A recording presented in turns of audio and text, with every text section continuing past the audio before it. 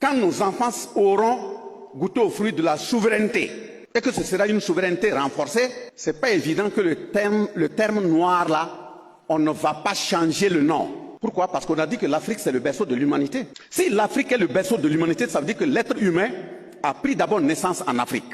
Et les autres ne sont que des variantes liées à l'immigration. Mais toi on te met au monde, et pour une raison ou une autre, tu migres sur d'autres espaces avec les connaissances de tes aïeux, avec l'impact des rayons solaires qui diminuent au fur et à mesure, ton teint change. Tu deviens soit rouge, tu deviens soit blanc, soit jaune. Et puis, ces éléments se réorganisent pour revenir dire, ceux qui habitent sur le même berceau de l'humanité là, il faut les chosifier, il faut les déshumaniser. En faisant quoi? En votant des lois. Et ces lois, en 1685, ils mettent ça ensemble et ils appellent ça le code noir. Et dans ce code noir, on dit que autant que nous sommes assis là, nous ne sommes rien. Ça veut dire qu'on peut nous vendre. Ça veut dire que quelqu'un peut venir demander combien nous coûtons, on nous achète. Ça veut dire que si quelqu'un se lève le matin, il estime qu'il n'est pas content, il peut nous traiter comme il veut. Donc moins que des animaux. Et de 1685, période donc de traite négrière, d'esclavage, qui a été abattue sur les peuples noirs.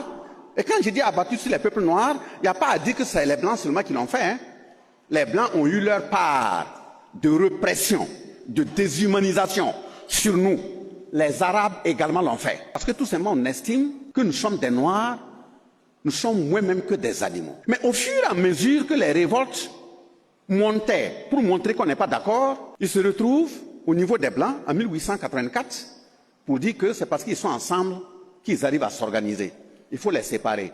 Donc, ils posent la carte de l'Afrique et puis ils partagent ça en deux comme des morceaux de viande. Et chacun prend sa part. Ils quittent là-bas, ils disent qu'ils sont maintenant dans une période de colonisation. Et cette période de colonisation, avec les morceaux de cartes de l'Afrique partagée, chacun prend son morceau, il rentre, il pilonne comme il veut. Et encore, il n'y a pas un pays en Afrique et en Afrique de l'Ouest qui a été pilonné comme le Burkina Faso. Je prends deux exemples. Parce qu'en 1893, après le partage, la France a pris un décret pour dire en Afrique, il faudrait qu'il contrôle correctement ses colonies afin que des habitants de ces colonies n'aient pas développé des colonies anglaises et autres. Parce que si vous demandez à nos grands-parents, ils vont vous dire leur déplacement, leur voyage dans le temps, ce n'était pas la Côte d'Ivoire, c'était le Ghana à côté. Et si vous demandez, ils vont vous faire sortir des vélos voilà, d'une certaine longueur là pour indiquer que c'est là-bas qu'ils les ont achetés. Donc en 1893, la France prend un décret pour dire on ne va plus admettre qu'une colonie française ait développé une colonie anglaise. Et en même temps, on frappe dans nos populations, les déporter comme des bêtes pour aller développer les autres colonies françaises. Si vous demandez aux grands-parents qui ont vécu dans ces années, ou ceux qui ont toujours un peu de mémoire qui peuvent parler, ils vont vous dire que des gens ont quitté Tinkodogo ici, transportant soit du coton ou du riz, mais on marchait jusqu'au Sénégal. Transporter des matières ici, marcher d'abord arriver au Mali, et du Mali, ils marchent jusqu'au Sénégal. On peut prendre 500 personnes. Et dans leur marche pour atteindre même là où les bateaux doivent emporter, ce qu'ils ont amené, sur les 500 personnes, s'il y en a beaucoup, c'est 50 et quelques. Soit il y a certains qui piquent des crises, ils tombent, ils meurent. Il y a ceux qui ont des pieds enflés, ils n'arrivent pas à marcher, on les abat. Si vous cherchez sur le net, il y a un livre qui a été écrit par Feu Titenga Passeré, Les droits des travailleurs migrants, de 1887 à 2014. Si vous regardez à l'intérieur, il dit que sur chaque passage d'une colonie avec les voltaïques, derrière eux, il y a toute une colonne de vautours. Vous savez très bien que là où il y a le sang humain, là où ça sent, les animaux également viennent. Ceux qui ont été attrapés par des animaux sauvages, des félins, dans cette marche, on ne peut pas en compter. Donc ça veut dire qu'on a frappé encore en plein milieu. Et dans ça, ceux qu'on puisait ici pour amener en Côte d'Ivoire, quand ils arrivent, il y a certains qui courent, qui reviennent. On vient, on prend quelqu'un à couper là, on prend quelqu'un à Tinkodogo, on amène. Il n'est pas chez lui, c'est par force.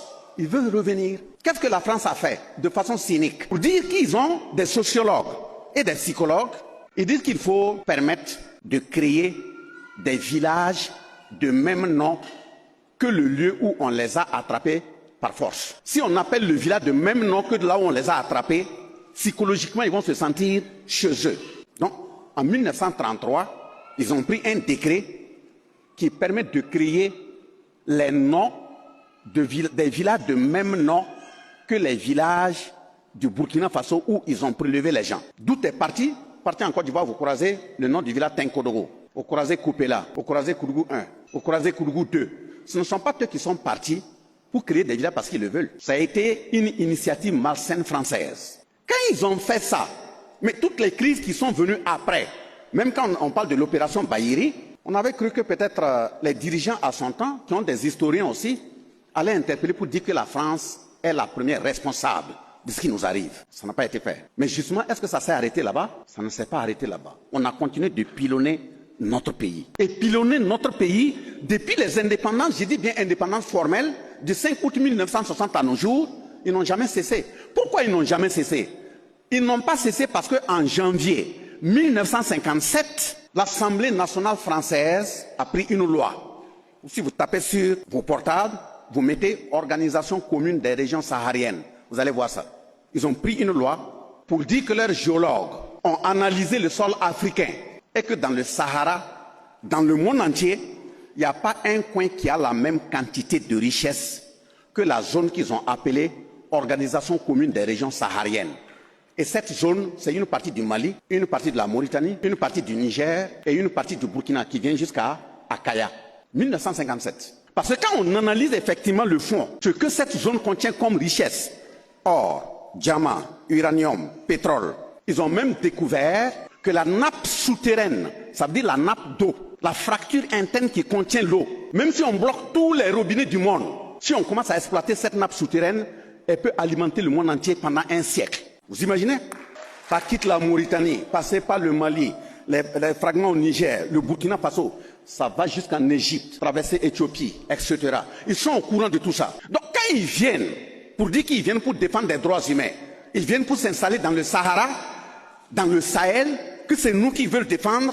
Quelqu'un qui a pris des lois en 1685 pour déshumaniser ton père, déshumaniser ta grand-mère, les torturer, les attacher moins que des animaux. Et certains qui ont voulu résister en courant, on les attrape, on coupe le tendon vers le talon pour qu'ils ne puissent plus marcher. Un tel type, une telle espèce, un tel groupe, peut-il revenir te dire, toi qui es l'enfant descendant de ces aïeux qui ont été martyrisés là, il vient et te dit, non, aujourd'hui là, bon, moi je suis venu pour te défendre, vraiment, on est la même chose, bon, on est tous des êtres humains, il y a les droits humains, toi aussi tu as droit à la vie, moi je suis venu pour te défendre et puis te protéger. Si tu es intelligent, il faut te réveiller vite. Il faut te réveiller vite parce que le matin, si une hyène passe à côté du champ d'un bouc, et puis il dit au bouc, bonjour mon parent, si ce bouc est intelligent, il n'a qu'à commencer à courir. Donc on a intérêt à se préparer. Si on ne se prépare pas, c'est pas où.